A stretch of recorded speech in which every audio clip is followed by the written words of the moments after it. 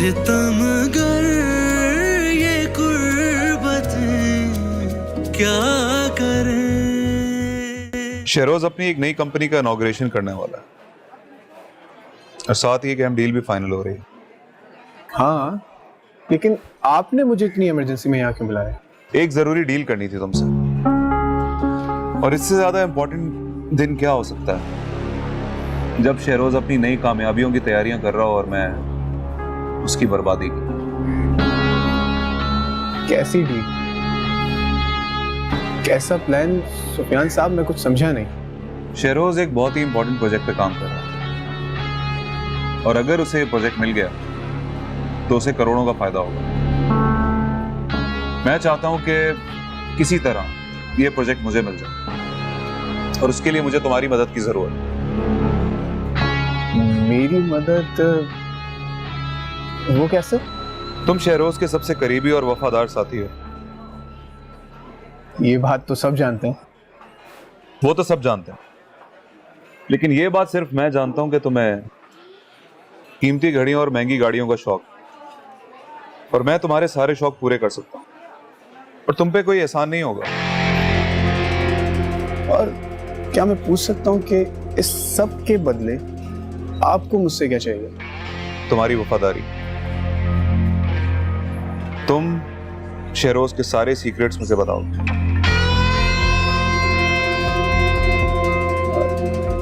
मेरा कमीशन? मैं कमीशन पे काम नहीं करता। फिर जो भी होगा 50-50। सोच लो, 2-3 करोड़ का फायदा होगा तुम्हें और तुम्हारे सारे शौक पूरे हो जाएंगे। अब इस खामोशी का क्या मतलब समझूं?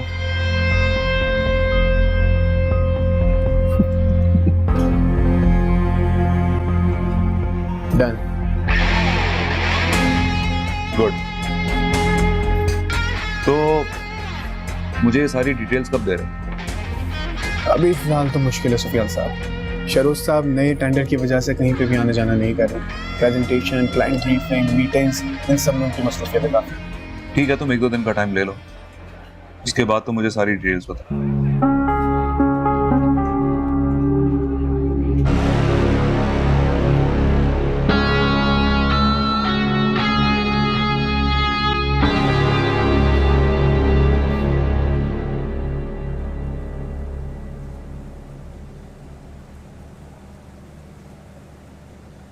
सर, सारे गेस्ट मैडम का पूछ रहे हैं, वो कब तक आएंगी? आने वाली होंगी। आप चले, मैं आ रहा हूँ। Okay sir.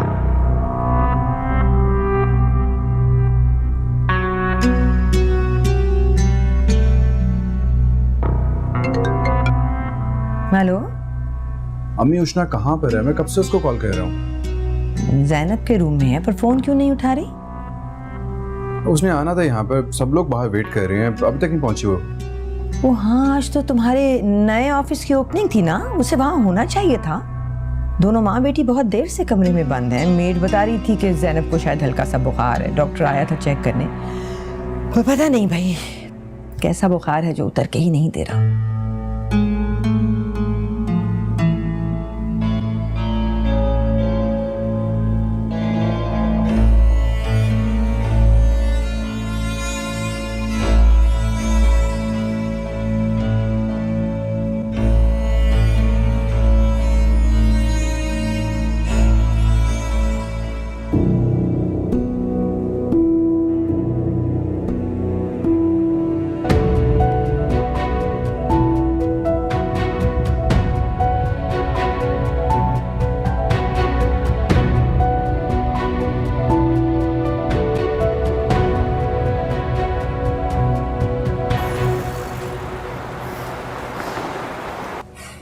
शुक्र है खुदा का, अब जाकर आपका बुखार उतरा है। कैसे ना उतरता, तुमसे डर कर भाग गया।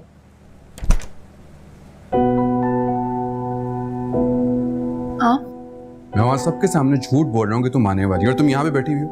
वो मम्मा की तबीयत खराब हो गई थी, भूल गई। उष्णा, मैं और मुझसे रिलेटेड हर बात तुम इतनी आसानी से कैसे भूल सकते हो? इतनी गैर अहम चीजें क्या?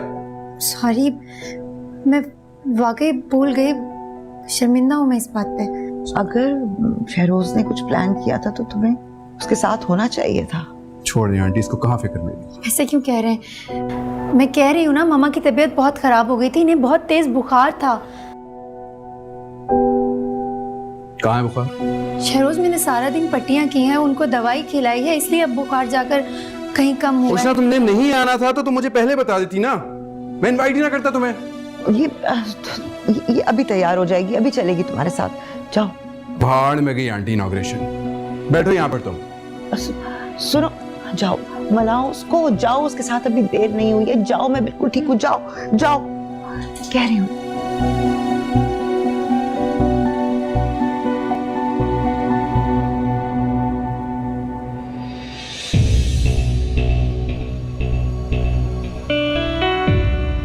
अभी देर नहीं हुई है, मैं चलती हूँ ना शहरोज। तुम्हें देर नहीं हुई होगी, मेरे लिए तो इवेंट इज ओवर। आप मुझे कॉल करके रिमाइंड करवा देते। कॉल करके रिमाइंड करवा देता मैं तुम्हें। उसने जब सब लोग मुझसे पूछते थे ना कि स्पेशल गेस्ट कहाँ पर है, तो अपना फोन चेक करो, मैंने कितनी कॉल्स किए तुम्हें। फोन कहाँ है तुम्हारा? शायद मम्मा के रूम में। जिस इंसान को अपने फोन तक का होश ना हो, मैं उसको क्या फोन करके रिमाइंड करवाता। शहरोज, मैं अपनी गलती मान रही हूँ, मुझसे गलती हो गई है। गलती माय फॉल्ट। क्या करता मैं तुम्हारी गलती का? मुझे बताओ, गलती से क्या होगा? सब कुछ ठीक हो जाएगा। रिलैक्स, मैं कह रही हूँ ना, सॉरी, मुझसे गलती हो गई है Shahroz. Ushna, do you really think it's enough? क्या साबित करना चाह रही हो सॉरी करके? मुझे बताओ। तुमने इवेंट खराब कर दिया मेरा सारा। मैं माफी मांग रही हूँ ना, आई एम रियली सॉरी। मैं क्या करूँ, मम्मा की हालत ही ऐसी थी कि मैं कुछ सोचने समझने के लायक ही नहीं रही। I am really sorry Shahroz. No Ushna, ये सिर्फ और सिर्फ एक्सक्यूज है, सिर्फ और सिर्फ एक्सक्यूज है। आंटी की तबीयत खराब होने का सिर्फ और सिर्फ बहाना है और कुछ भी नहीं है। शहरोज, ऐसा बिल्कुल नहीं है, भला मैं ऐसा क्यों करूंगी? मम्मा की हालत वाकई बहुत खराब थी और आपने तो उनकी उस वक्त हालत देखी ही नहीं। उसने डॉक्टर आ गया था ना, मेडिसिन दे दी थी उसने, शाम तक आंटी रेस्ट कर सकती थी। मुलाजमीन भी थे ना यहाँ पर। तुम इतना सा वक्त निकाल के मेरे पास नहीं आ सकती थी, वो भी मेरे इतने इंपॉर्टेंट इवेंट के लिए। नहीं है, आप मुझे एक कॉल कर देते, मुझे अगर याद रहता तो मैं कुछ ना कुछ करके आ जाती। क्या कहा तुमने? तुम्हारे जहन से निकल गया था। मेरी जिंदगी का इतना इंपॉर्टेंट इवेंट तुम्हारे जहन से निकल गया, तो ये इंपॉर्टेंस है तुम्हारी लाइफ में मेरी। शहरोज, क्या हो गया? गलती इंसान से होती है, मैं कोई फरिश्ता नहीं हूँ। गलती हो गई मुझसे और मैं गलती मान रही हूँ। आप तो खुदा बनकर बैठ गए। मैं खुदा बन रहा हूँ, मैं खुदा बन रहा हूँ। छोटी सी बात का इतना बड़ा इशू क्यों बना रहे हैं? अच्छा, जो तुम्हारी नजर में छोटी सी बात है ना, तुमने मेरी इज्जत 2 टके की कर दी थी जब लोग मुझसे बार बार पूछ रहे थे कि तुम क्यों नहीं आ रही वहां पर। मम्मा की उस हालत में मैं उन्हें छोड़कर नहीं आ सकती थी, और वहाब अंकल भी घर पर नहीं है, वो भी शहर से बाहर गए हुए। तुमने अपनी अम्मी के लिए ना मुझे और मेरी माँ को नीचा दिखाने की ठान ली है, वो भी सिर्फ और सिर्फ ये बुखार के बहाने बना के। ऐसा बिल्कुल नहीं है। अगर मम्मा की जगह आपकी मम्मा होती तो क्या फिर भी आप ऐसे ही कहते? उसने मेरी अम्मी की तबीयत खराब होती ना तो तुम इतनी एक्स्ट्राऑर्डिनरी अटेंशन ना दिखाती जो तुम अब दिखा रही हो। उनकी तबीयत खराब होती तो तुम इस कमरे से भी बाहर ना निकलती। क्या कहना चाहते हैं आप? यही कि मुझे आंटी की फिक्र नहीं है? बिल्कुल नहीं है। ओके फाइन, तो फिर मुझे एक बात बताए ना, अगर मम्मा की जगह आंटी की तबीयत इतनी खराब होती तो क्या तब भी आप ये इवेंट कैंसिल ना करते? कुछ ना, इवेंट कैंसिल करने का ना कोई रीजन होता है। अगर तुम मुझे बुखार का बहाना पहले बताई थी ना तो मैं किसी और बंदे को बुला लेता, कोई और अरेंजमेंट कर लेता मैं, लेकिन नहीं, गलती तो मेरी है। कुछ ना, मैंने तुम्हें इंपॉर्टेंस दी, तुम इस इंपॉर्टेंस के लायक ही नहीं थी। गलती सारी की सारी मेरी है, तुम ये इंपॉर्टेंस डिजर्व ही नहीं करती थी।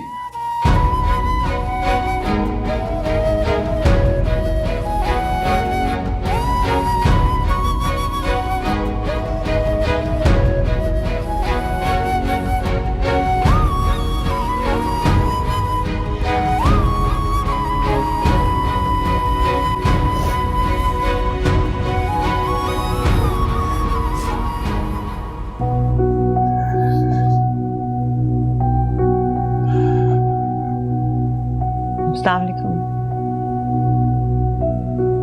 वालेकुम सलाम।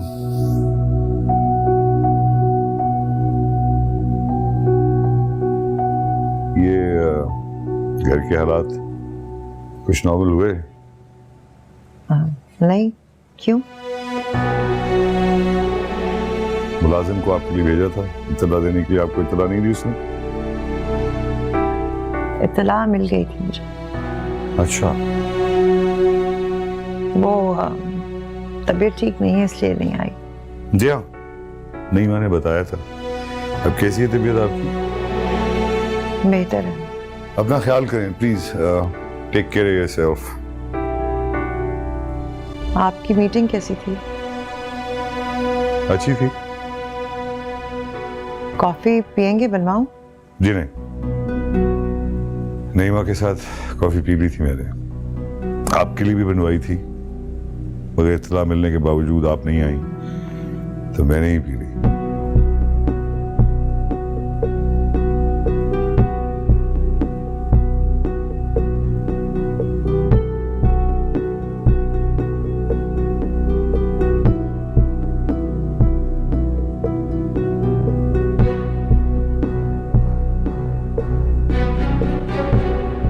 जी, ये आप क्या कह रहे हैं?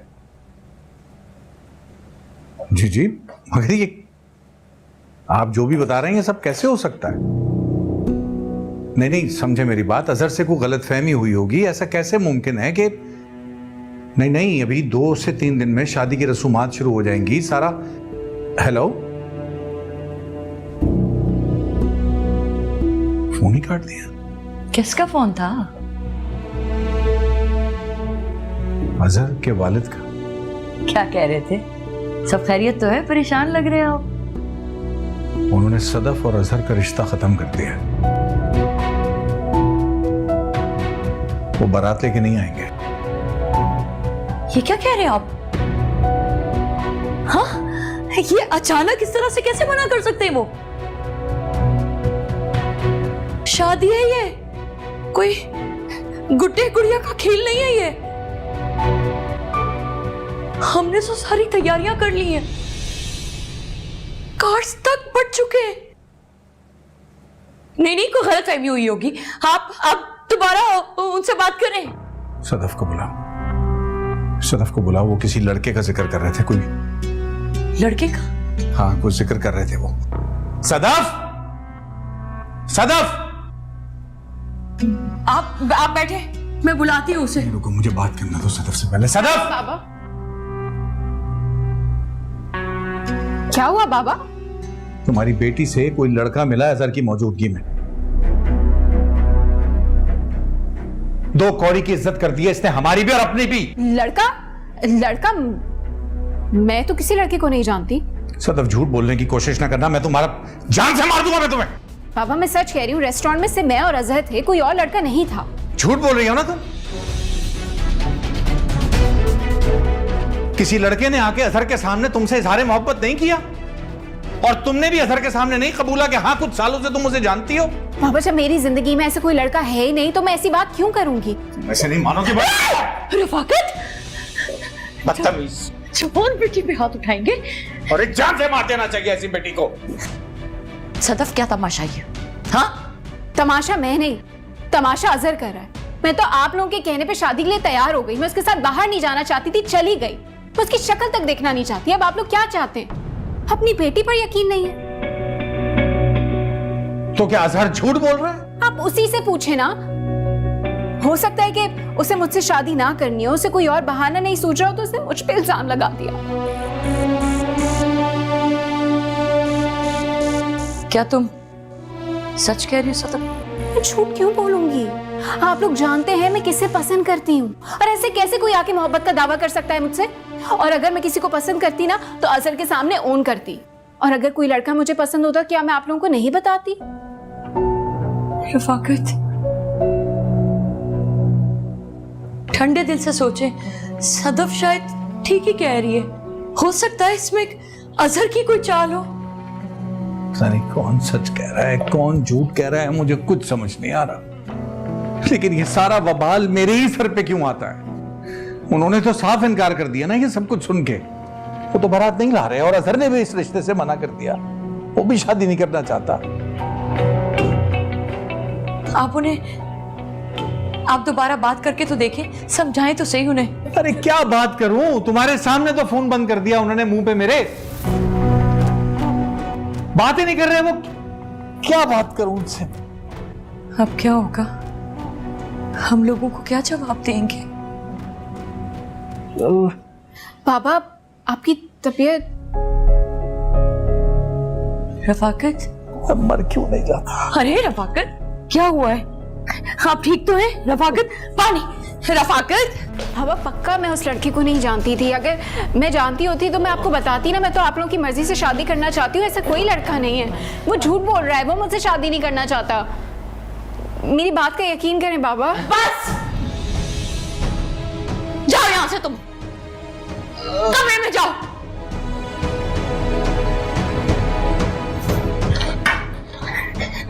रफाकत, रफाकत, रफाकत, सुफियान, शुजात, रफाकत, रफाकत, शुजात, सुफियान।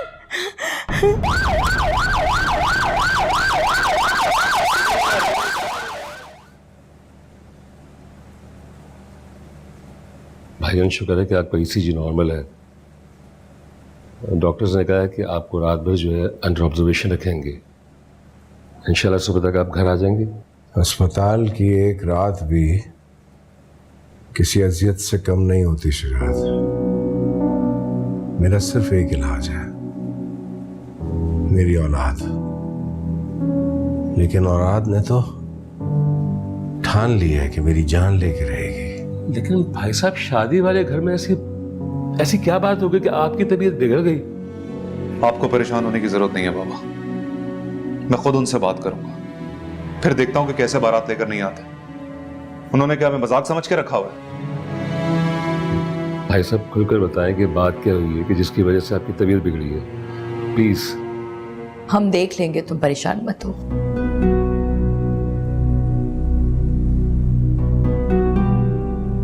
लेकिन भाभी, आखिर ऐसी क्या बात है जो आप लोग मुझसे शेयर करने से हिचकिचा रहे हैं?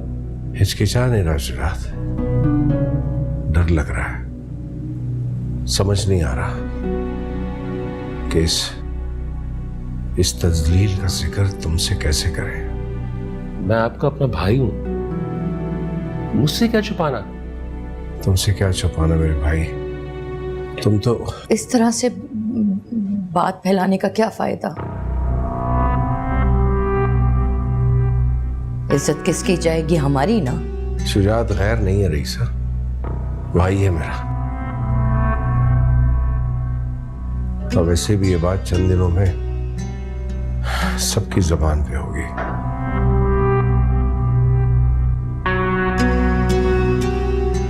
शुजात, सदफ का रिश्ता खत्म हो गया है। ये क्या कह रहे हैं आप? 2 दिन बाद तो माई होने वाली है। यही तो बात है शुजात जो दिल पे असर कर गई। क्या जवाब दूंगा दुनिया को? लोगों की जबानें तो नहीं पकड़ी जा सकती ना। लेकिन ऐसे कैसे इनकार कर सकते हैं वो लोग? वजह क्या बताई उन लोगों ने? कोई वजह होगी तो बताएंगे ना। अजहर ने ना सदफ को मिलने के लिए बुलवाया था। हालांकि वो जाना नहीं चाहती थी, लेकिन हमने कहा कि तुम चली जाओ, अच्छा है, अंडरस्टैंडिंग हो जाएगी। मेरी बच्ची मेरे कहने पे गई, लेकिन शायद अजहर ने कोई और ही प्लान करके रखा हुआ था।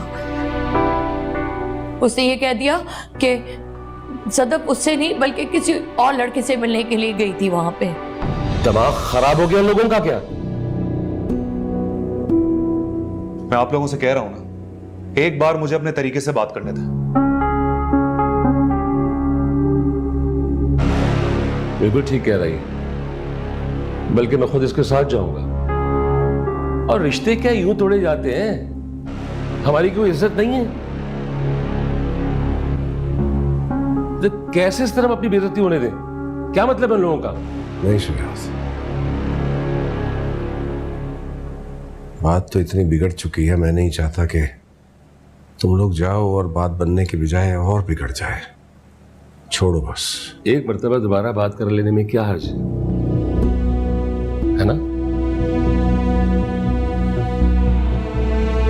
और सुफियान, हम वहां पे जाएंगे और तरीके से बात करेंगे जो खानदानी लोगों का शेवा होता है ना? भाई साहब आप बिल्कुल फिक्र ना करें, इंशाल्लाह सब ठीक हो जाएगा। आप बस खैर वाफियत से घर आ जाए। इंशाल्लाह।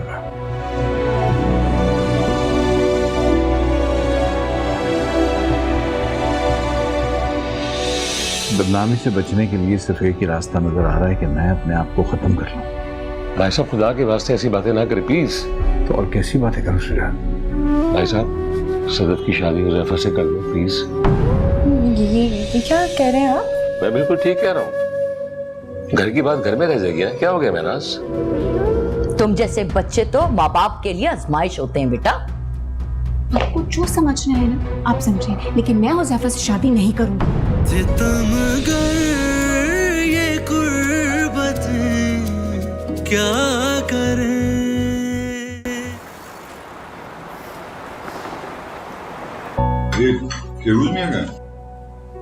स्टडी में होंगे और कहाँ होंगे। क्यों नहीं आ रहा वो?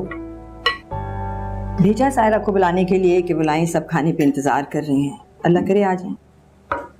आने की वजह? बताया तो है आपको, वहाँ आज इनॉग्रेशन था ना नए ऑफिस का, उष्णा को जाना था, ये जा नहीं सकी तो बहुत अपसेट हैं। हमें तो पता भी नहीं था क्या वजह है। पीए को फ़ोन किया तो उन्होंने बताया। मुझे शहरोज़ की सच पूछें तो बहुत फिक्र है, और तो किसी का कोई नुकसान नहीं है ना, नुकसान तो सारा मेरे बेटे का है। आंटी मैंने कहा तो है, मैंने ये सब कुछ जानबूझकर नहीं किया। मैंने कब कहा आपने जानबूझकर किया है बच्चे? लेकिन शहरोज़ की खुशी तो खराब हो गई ना। कितना प्लान किया था उन्होंने ये सब कुछ। आपको पता है कि कॉम्पिटिटर्स मजाक उड़ाते हैं। कमाल की बात है, आप मुझे बातें भी सुना रही हैं और कह रही हैं कि मैं कुछ कह ही नहीं रही। मैं माँ हूँ ना उनकी, मुझे तकलीफ होती है। दिन रात की मेहनत थी सारी प्लानिंग में, क्या हुआ? अपसेट तो होना था ना उन्होंने। बेटा उष्णा आपको ये शायद नहीं करना चाहिए था। मैं भी बहुत डिसअपॉइंटेड हुआ इस बात। अंकल मम्मा की तबीयत बहुत खराब थी, आप भी शहर से बाहर गए हुए थे। मैं ऐसी हालत में मम्मा को अकेला छोड़कर कैसे जा सकती थी, आप बताएं। अकेली थोड़ी थी बेटे वो, मैं घर में थी, सारा स्टाफ था, कोई भी देख सकता था। मुझे बता देते। है मुलाजमीन घर में और वो मम्मा का ख्याल भी रख सकते थे, लेकिन एक बेटी के ख्याल रखने में और मुलाजिम के ख्याल रखने में बहुत फर्क है आंटी। सही। आप मुझे ये बताना चाह रही हैं कि मुझे अंदाजा नहीं है कि बेटी की मोहब्बत कैसी होती है क्योंकि मेरी बेटी नहीं है। ठीक है जी, मैं मानती हूँ अपाहिज हूँ, लेकिन आप लोगों ने तो बिल्कुल ही मुझे इग्नोर करके रख दिया है। मुलाजमों से पता चला मुझे सब कुछ। ऐसी कोई बात नहीं है आपा, मेरी तबीयत वाकई बहुत खराब थी। मेरी हालत देखकर ये बेचारी घबरा गई थी। भैया आपने इतनी छोटी सी बात को, एक छोटे से बुखार को राई का पहाड़ बना दिया है।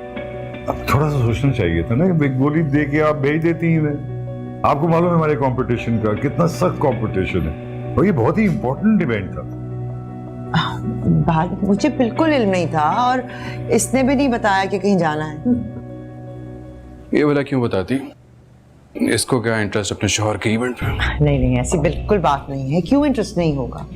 आखिर शौहर हो तुम, बीवी है तुम्हारे। अच्छा, ऐसी होती है बीवियां।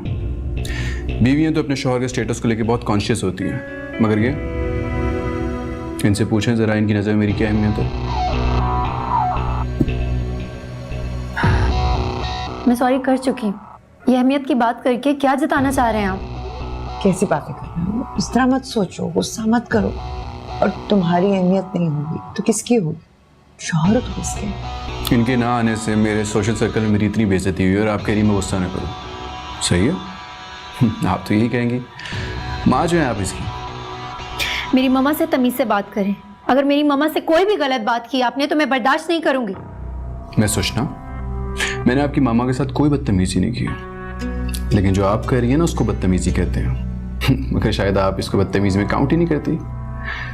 पर माँ बरदार बेटी। मैं तंग आ गया हूँ आप लोगों की झगड़ों से, तंग आ गया। आप लोग एक बात को कहां से कहां ले जाते हैं। मैंने प्लीज उष्णा को समझाइए, हमारी तो नहीं सुनेंगी ये, शायद आपकी बात मान लें। ये कौन सा तरीका है शौहर से बात करने का? उष्णा चुप हो जाओ, चुप हो जाओ खुदा के लिए। हाँ मैं हूँ अपनी मामा की फर्मा बरदार बेटी। अगर फर्मा बरदारी करना बदतमीजी होती है तो मैं हूँ बदतमीज, और अगर अपनी ममा के हक के लिए बोलना बदइखलाकी होती है तो मैं बदइखलाक भी हूँ। मैं तुमसे शहरोज प्लीज आप ही चुप कर जाएं बेटे, आपकी तो ऐसी तरबियत नहीं की मैंने। फजूल बात तो ये करी अम्मी, अपनी गलती मानने की बजाय कर दी है, कोई लिहाज नहीं है तुम्हें बड़ों का। मान तो ली अपनी गलती, और क्या चाहते हैं आप? क्या करूं, पैर पड़ जाऊं आपके? बस कर दो, क्या हो गया तुम्हें? क्यों लड़ रहे हो तुम लोग? चलो आप ऐसे। नहीं, एक सेकंड रुक जाए ना, मुझे बात तो करने दे। आखिर मैं भी तो देखूं क्यों इतने बड़े फिरौन बन रहे हैं ये। पता नहीं खुद को समझते क्या है, ना इनसे कोई कुछ कह सकता है ना पूछ सकता है, हमेशा लड़ते रहते हैं, हर बात पर प्रॉब्लम है इन्हें। चलो यहाँ से उठो, चलो आओ। कितनी बार समझाया मैंने तुम्हें?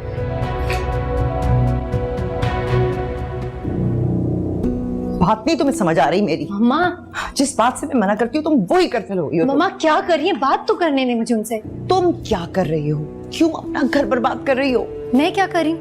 आपने देखा नहीं ये सब लोग क्या कह रहे थे? बिल्कुल ठीक कह रहे थे, सही कह रहे थे। आप भी ये कहेंगी? हाँ मैं भी यही कहूंगी। देखो ये ससुराल है तुम्हारा, महका तो हमेशा महका रहेगा ना। ये सारे रिश्ते नए हैं, इनको तुम्हें मजबूत करना है, इन पर तवज्जो देनी है। तुम इसे अपनी बदकिस्मती समझो या खुशकिस्मती, मेरी वजह से तुम्हारा ससुराल और तुम्हारा महका एक ही है। तो हमें मिलकर तवाज़ुन रखना होगा, बैलेंस रखना होगा। आप क्या कहना चाह रही हैं? मैं ये कहना चाहती हूँ कि शहरोज से मत उलझो, उसे ऊंची आवाज में बात मत करो, उसे बदतमीजी मत करो। मैं बदतमीजी करी थी? आपने देखा नहीं किस कदर गुस्सा है उनको? अगर मैं चुप भी रहूं ना तब भी उनकी जुबान से ना मेरे लिए अंगारे निकल रहे थे। हाँ गलती तुमने की है ना, तो हजारा भी तुम्हें करना है, चुप भी तुम्हें ही रहना है। तो तुमने उसका दिल दुखाया है, उसको लगा है कि उसकी साख मुतासिर हुई है, तो नुकसान तो हुआ है ना उसका। शायद उसको लगा है कि तुमने उसकी बेइज्जती की है। गलत है या सही ये मसला नहीं है, और ये छोटी बात नहीं है। मैं मानती हूँ छोटी बात नहीं है, लेकिन अब आप ही बताएं कि मैं अजाला कैसे करूं? मैं मान रही हूँ अपनी गलती, लेकिन शहरोज मेरी बात अंडरस्टैंड करने को तैयार ही नहीं। उन्हें लगता है कि मैंने ये सब कुछ जानबूझ के किया। तुम खुद अपनी तरफ देखो, अपने लहजे को देखो। तुम्हें उसे समझाना है, अक्कर से नहीं मोहब्बत से। और आपको क्या लगता है शहरोज इतनी आसानी से मान जाएंगे? आसानी से माने या मुश्किल से, उसे मनाना तुम्हारा काम है। मोहब्बत तो करता है ना तुमसे। बहुत तेज गुस्सा है उनका। कहाँ फंसा दिया आपने मुझे? गुस्सा देखा है आपने उनका? अगर माथे की शिकने गिनने बैठूं ना तो सारी रात गुजर जाएगी, लेकिन उनका गुस्सा। इसी गुस्से को तुमने मोम किया था, आता है तुम्हें, करो। कोशिश करूंगी। करो, करके दिखाओ।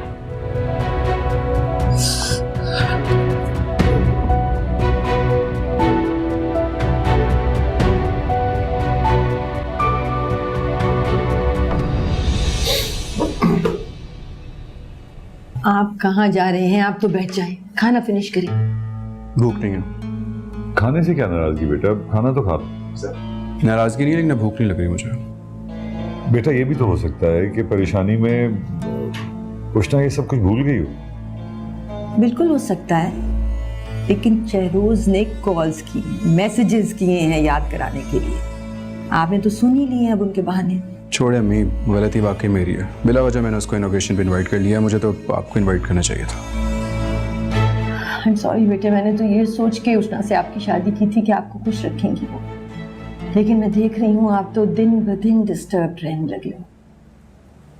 उम्मीद नहीं थी मुझे ये इनसे। चलता हूँ। बेटा खाना।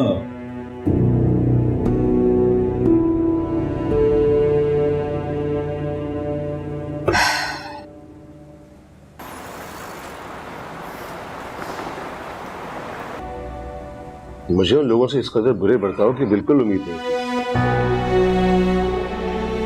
ये आपने सदर का रिश्ता किस किस्म के लोगों में तय कर लिया था कि जिनको बात करने तक की तमीज नहीं थी? ऐसा तो ना कहीं सुना ना देखा। लोगों को तो मौका मिल जाएगा बातें बनाने का, और लड़की का मामला तो वैसे भी बहुत नाजुक होता है।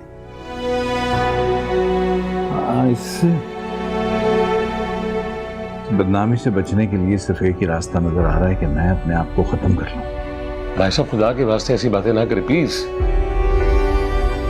तो और कैसी बातें करूं शुजात? सदफ तुम्हारी अपनी बेटी होती तो शायद तुम्हें एहसास होता। ये बात तो वो ही समझ सकता है जो बेटियों का बाप है, या फिर मेरा अल्लाह। जब लोग मुझसे बारात ना आने की वजह पूछेंगे तो क्या कहूंगा मैं?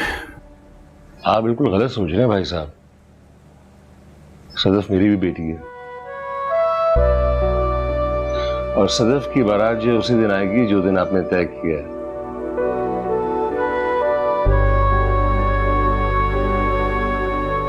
हाँ, फर्क सिर्फ इतना होगा कि सदफ जो है रुखसत होकर कहीं और नहीं जाएगी,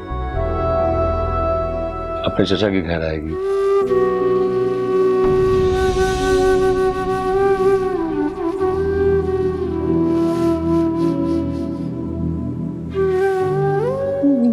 ये क्या कह रहे हैं आप? मैं बिल्कुल ठीक कह रहा हूं। घर की बात घर में रह जाएगी ना। क्या हो गया महनाज?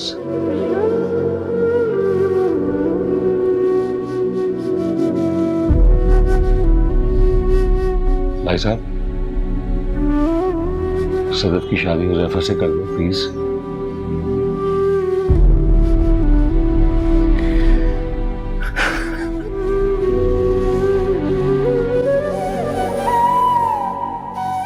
ऐसा लग रहा है जैसे किसी ने मुझे जलते में से निकाल लिया हो, जैसे किसी ने मुझे मरने से बचा लिया।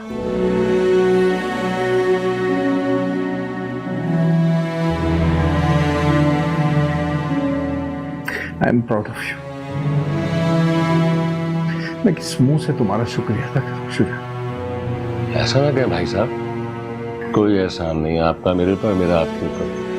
हमारी इज्जतें साझी हैं। मैं कैसे बर्दाश्त कर सकता हूं कि मेरे भाई साहब के ऊपर कोई उंगली भी उठाए?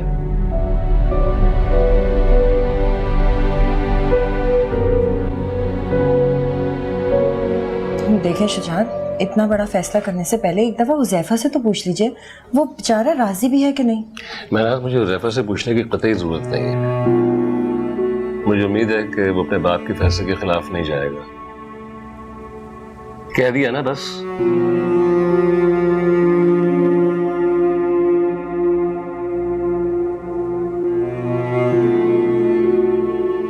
शुजात, इस वक्त जो तुमने हमारी इज्जत रख के हम पे जो एहसान किया है ना,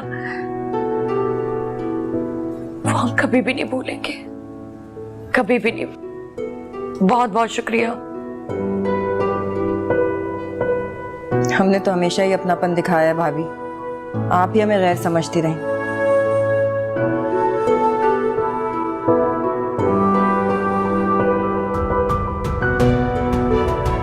बराए मेहरबानी खवातीन जो आप हैं, आपसे मैं गुजारिश करता हूं कि गिले शिकवे छोड़ के एक दूसरे का मुंह मीठा कराएं और शादी की तैयारी करें। क्यों भाई साहब?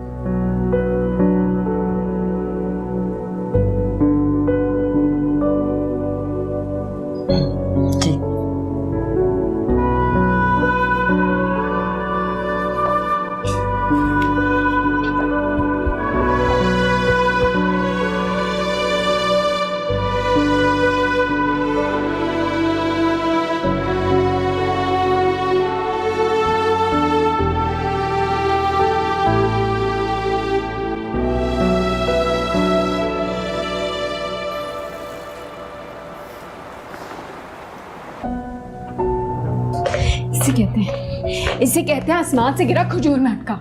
अजहर से जान छूटी तो मेरे गले पड़ा कौन? हुज़ैफा, जिसको मैं देखना भी पसंद नहीं करती। आप लोगों को जान छुड़वानी है ना, मुझसे तो साफ साफ कहते कि मैं बोझ बन गई हूँ। अजहर के घर वालों ने इनकार कर दिया तो आपको हुज़ैफा ही मिला मेरी शादी के लिए। तो और क्या करें? अब रातों रात तुम्हारे लिए तुम्हारी पसंद का दूल्हा कहां से लेकर आए? हाँ, तो मेरे लिए घोंचू किस्म के लड़के आपको मिलते हैं, मीसना, अजहर और वो हुज़ैफा जिससे मैं नफरत करती हूँ। बस सदफ, तुम्हारे लिए बेहतर है कि तुम अपनी जबान को यहां लगाम दे दो। वो तो शुजात ने हमारी इज्जत रख ली, जिसकी वजह से तुम्हारे बाप की जिंदगी बच गई। अब तुम क्या चाहती हो? तुम्हारा बाप इस दुनिया से चला जाए। तो आप क्या चाहती हैं? मैं बाबा के लिए अपनी कुर्बानी दे दूं और जो मेरी जिंदगी बर्बाद होगी उसका क्या? तुम कुर्बानी दोगी हमारे लिए? तुम जैसे बच्चे तो माँ बाप के लिए आजमाइश होते हैं बेटा। आपको जो समझना है ना आप समझे, लेकिन मैं हुज़ैफा से शादी नहीं करूंगी। क्यों नहीं करोगी तुम शादी? हाँ, कार्ड्स बढ़ चुके हैं, शादी की सारी तैयारियां हो चुकी हैं। अल्लाह ने हमारी इज्जत रख ली शुजात की सूरत में, और तुम्हारे नखरे नहीं मिल रहे। अब मुझे लगता है अजहर सच बोल रहा होगा, तुमने ही कोई ड्रामा करके ना इस शादी को रुकवाया होगा। लेकिन कान खोल के सुन लो, ये शादी अब नहीं रुकेगी, तुम्हें ये शादी करनी पड़ेगी। और आप मेरे साथ जबरदस्ती नहीं कर सकती। कर सकती हूँ, और अगर तब भी नहीं मानी ना तुम, तो मैं तुम्हें इस कमरे में दरवाजा बंद करके लॉक कर दूंगी, और ये लॉक तब भी खुलेगा जब मौलवी आएगा। कुछ भी करने से पहले ये जरूर सोच लेना। और जब मौलवी आएगा ना तो मैं कह दूंगी कि मुझे बिल्कुल भी कबूल नहीं है।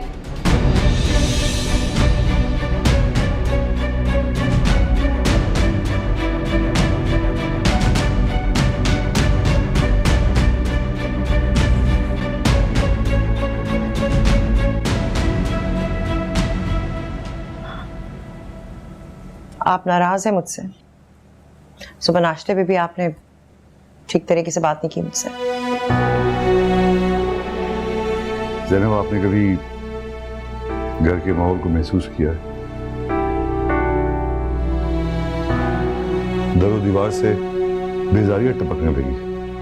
मैं एक दिन घर से बाहर क्या गया, एक तमाशा खड़ा हो गया। दोनों बच्चे लड़ पड़े आपस में। मुझे बिल्कुल अंदाजा नहीं था कि ऐसा कुछ होगा। शहरोज के ऑफिस के फंक्शन का तो मुझे इल्म ही नहीं था। अगर होता तो मैं मजबूर करती उष्णा को वहां जाने के लिए। देखिए ज़ैनब, आप रिश्तों की नज़ाकत को समझिए। उष्णा आपकी बेटी है, लेकिन अब इस घर की बहू भी है। इस घर के लोगों से भी रिश्ते हैं उसके। कम से कम आप उसको जुबान दराजी से तो रोक सकती हैं, उसकी जुबान पे तो कंट्रोल कर सकती हैं। अफसोस है मुझे कि उन दोनों के दरमियान में लड़ाई हुई, नहीं होनी चाहिए थी। अगर आपको थोड़ा सा भी मेरा ख्याल होता तो आप रोकती, कुछ कंट्रोल करती, ताकि जब तक मैं वापस आ जाता। मैं क्या आपका इंतजार करती? कैसे इंतजार करती? आपने तो जाने से पहले इतना भी गवारा नहीं किया कि मुझे बता दें। और मुझे तो ये भी नहीं पता था कि आप आ जाएंगे या कल या अरे मैं इमरजेंसी में गया था, नईमा को बोल के गया था, आपको बताया नहीं हुआ?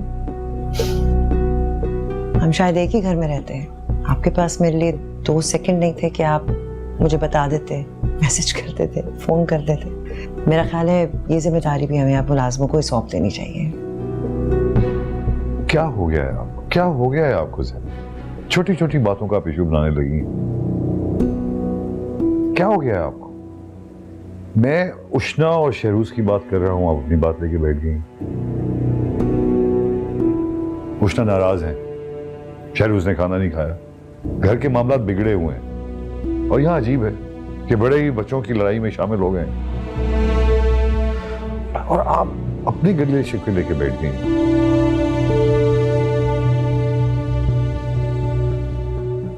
अरे छोड़िए, उषा को समझाइए प्लीज। आप उसको कहिए कि अपनी जिम्मेदारी का ख्याल करे, अपना घर समझे और लड़ने से गुरेज करे। मैंने समझा दिया है उसको। अच्छा ठीक है, आप भी आराम कीजिए। अगर आपकी तबीयत खराब हो तो बताइएगा मुझे, मैं डॉक्टर को बुला लूंगा। आप कहाँ जा रहे हैं? मैं नईमा के पास जा रहा हूँ।